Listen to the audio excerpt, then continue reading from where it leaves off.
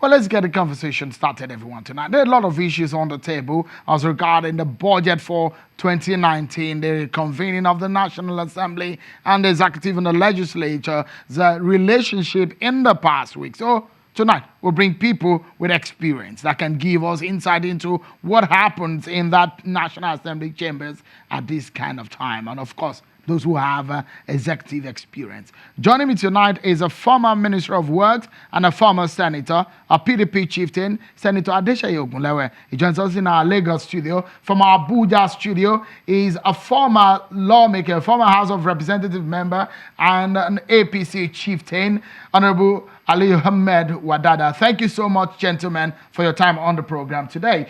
Let me begin with you, Senator Ogunlewe. Yesterday we saw 23 political parties being registered, more political parties. We have 91 of them. And now we're looking forward to the budget of 2019 that's being put on the table for the National Assembly members to scrutinize for approval. What are your take on what is going on generally? Well, it is expected when we have an election is approaching, there is a possibility of additional registration for more political parties. But my take is, let us have independent candidacy to reduce the number of political parties. Will that reduce it? I think so, because you cannot express, your constituency can vote for you without being a member of any political party. What are we going to do with 93 political parties? It's 91 now. 91. To my mind, well, it is good for democracy, but it's not going to assist anybody because it will be, the ballot paper will be so large, so extensive, so cumbersome. Do you think it will also help the political space to function very well if there is competition? Do you think so? Competition. Aside the logistics on election day. 91 competitors. I don't see the importance of that number in any political space in Nigeria. Do you think we should do a two-party system? No, have independent candidacy because everybody wants to independent candidate and perhaps two political parties? You can have as many political parties, but it will reduce this tendency of having additional political parties. Because you can be in a constituency and put yourself for election there without being a member of a political party. That is what is done in all other democracies. But with what we are saying now, the budget for the election and how it has been caught in politics in the past weeks, what is your take on that? It's good. You know, people are making so much fuss about this budget. Immediately, the budget, that letter from the presidency was read on the floor of the Senate. That should be taken as first reading. Then it goes to committee under Section 63 of Nigerian Constitution. And those committees has powers, even equivalent to the powers of the membership of the Senate. So there was no need to reconvene the National Assembly? No, the committee is in the Nigerian Constitution, Section 63. So they can do the work because it is not the entire body of the National Assembly that will scrutinize any form of bill. It goes into committees. The committees will do the nitty-gritty, the addition, the subtraction, talking to whoever is involved, like INEC, asking questions. They will not bring them to the floor of the Senate for questioning. No. Majority of the work is done at committee level. So there's nothing wrong at all for them to be on holiday and committee is working? National Assembly is never closed down. Okay. Whether they are on holiday or not, some people are there working.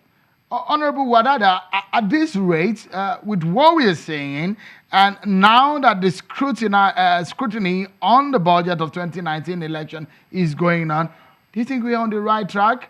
Because the INEC chairman says there won't be any postponement of the election with what is going on.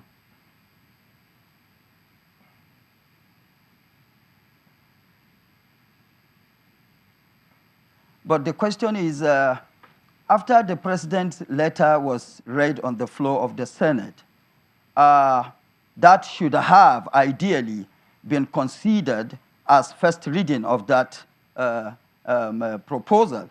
But was it as a resolution of the Senate given to the INEC committee of the Senate to deliberate on it?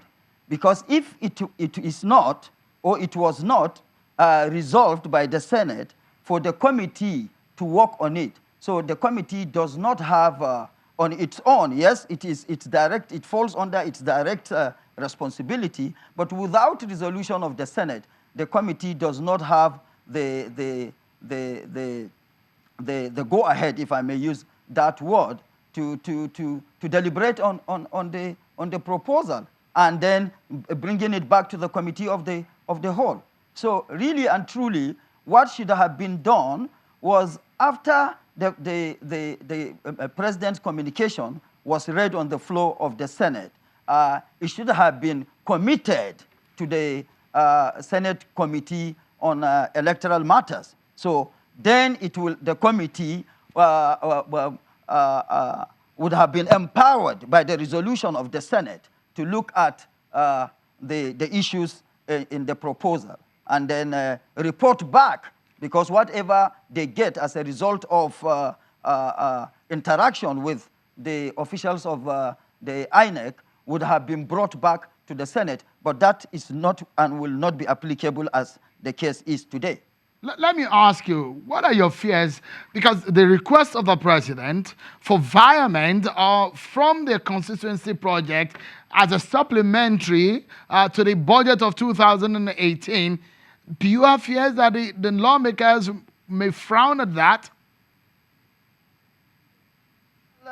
Really and truly, virement from constituency projects would definitely make the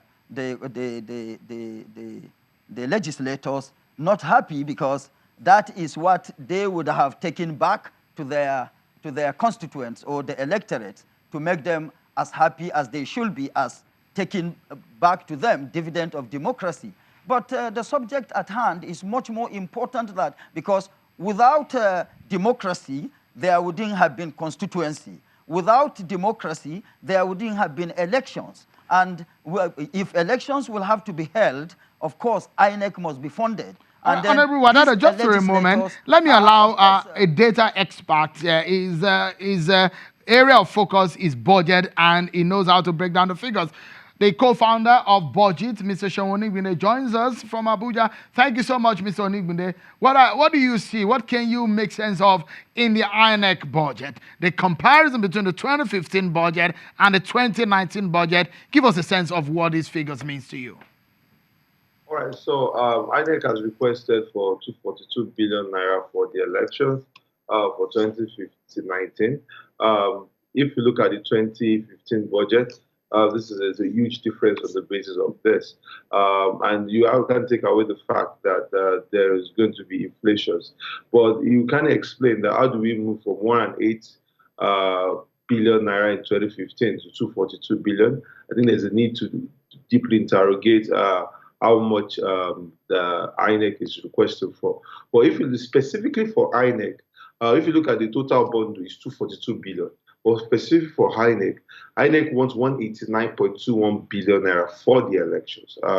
And the other parts are money for the Office of the National Security Advisor, the DSS, the Civil, Nigerian Security and Civil Defense Corps, the Nigerian Police, and also the Immigration Service.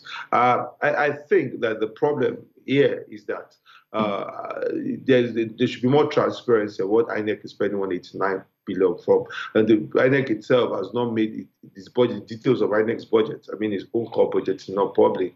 And also the one for this election, he has not made it public. But as civil society, we are probing and we're asking members of the National Assembly to provide copies for, so that citizens can know where exactly are these funds for.